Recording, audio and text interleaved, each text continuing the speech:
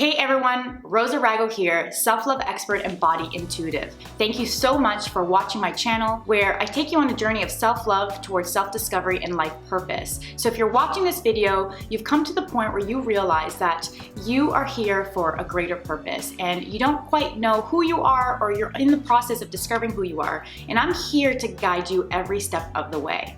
So if this resonates with you, make sure to click the button and subscribe to my channel so that you can get my weekly videos. And if you have any questions, leave a comment below and join me on this journey to rise.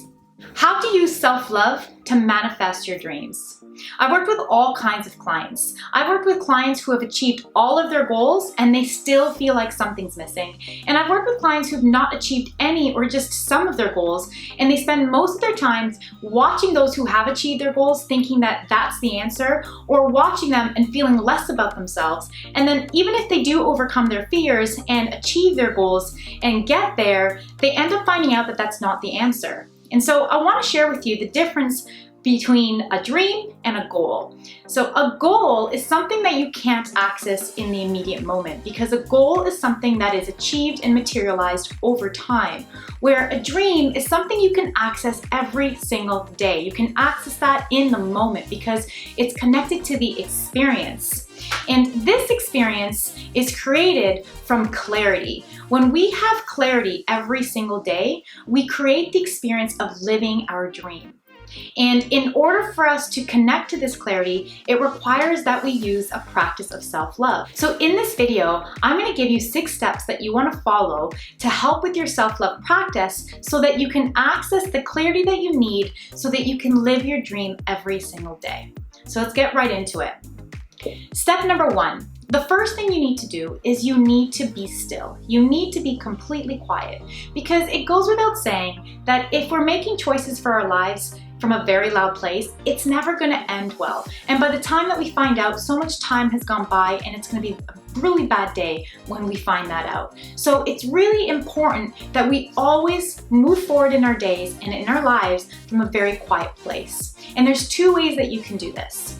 You can go straight into meditation, you can listen to a guided meditation, and for some people that's very possible, and for others that's challenging. So if you find that to be challenging, I would recommend that you work out for 10 to 20 minutes, maybe do a quick yoga session. You can go do a few sprints out in the field. You can even run around in your house naked if you have to and completely exhaust yourself the way a child or a baby needs to be exhausted so that by the time they sleep, they have a full night's sleep. You want to do the same thing, so by the time you lay down and you sit down and you take a few breaths, you feel like you can really relax your mind and calm down and just get yourself in a place that's completely still. That's the first step. Number 2. Once you've accessed that stillness, what you want to do is you want to get a piece of paper and a pen, and this is going to be the easiest step for you, because what you're going to do here is you're going to identify every single area in your life and every single thing in your life that's not working for you. And this is something that's very easy for us. We can very quickly understand and identify what we don't like. So you're going to write that down, and then you're going to move on to step number 3. Number 3, once you've identified everything that's just not working, the next step is you're going to get really honest with yourself, and you're going to dig a little deeper. You're going to remove yourself from the circumstance and not focus on that anymore. And you're going to start to ask yourself and become more self-aware around what are you choosing to believe about the circumstance. This is the most important step, because this here, what you're choosing to believe about your circumstance, is actually going to dictate whether or not you're going to continue to repeat a pattern or whether or not you're truly going to transform.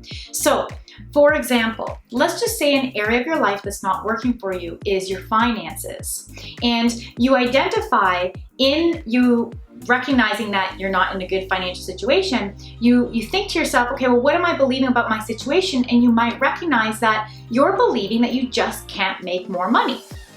Well, if you're believing that, then you're likely going to continue to perpetuate the problem and you're never going to be able to find a solution. So for now, on step number 3, all you're going to do is get honest, bring some self-awareness around what are you believing about your circumstance. It's so important that you do this. And then you can move on to step number 4.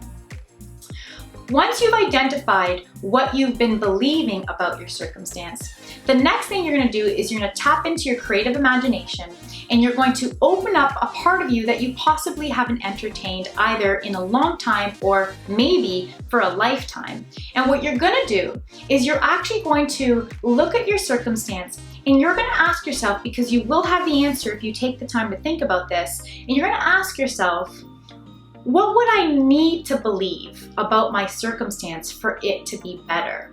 We don't need answers from an outside source for a solution. We just have to be open to considering a solution.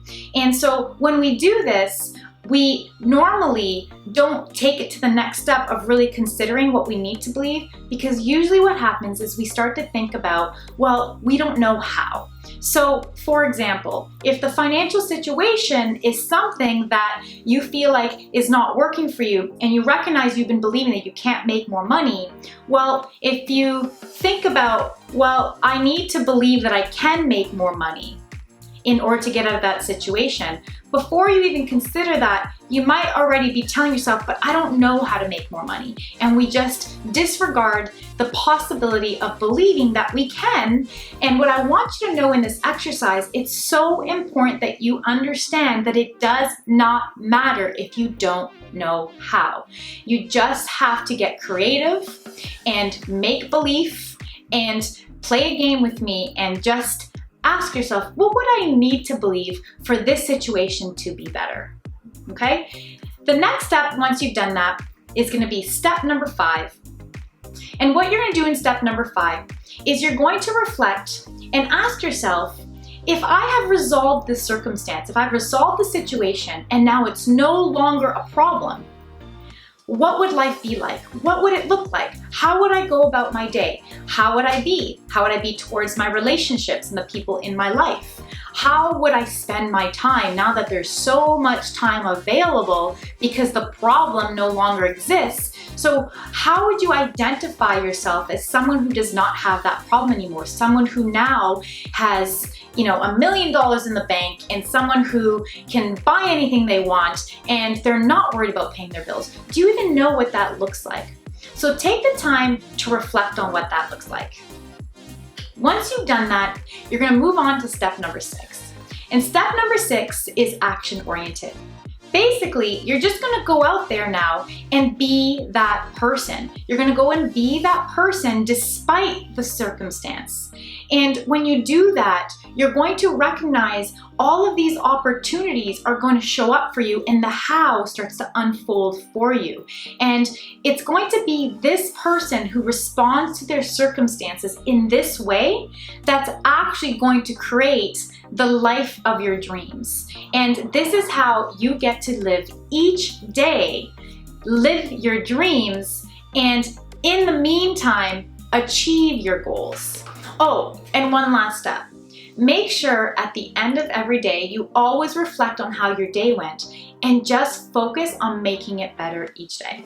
And I promise you, if you choose to use this self-love practice every single day, you will access the clarity that you need to feel and experience living your dream every single day. And not only will you be able to attain your goals, but you will find yourself doing so gracefully and with joy throughout the whole process. And that, my friend, is how you live your dreams.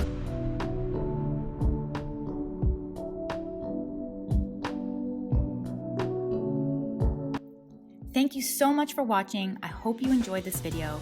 Make sure to give it a thumbs up, and if you haven't already, please subscribe to my channel because I'll be posting some juicy content every week.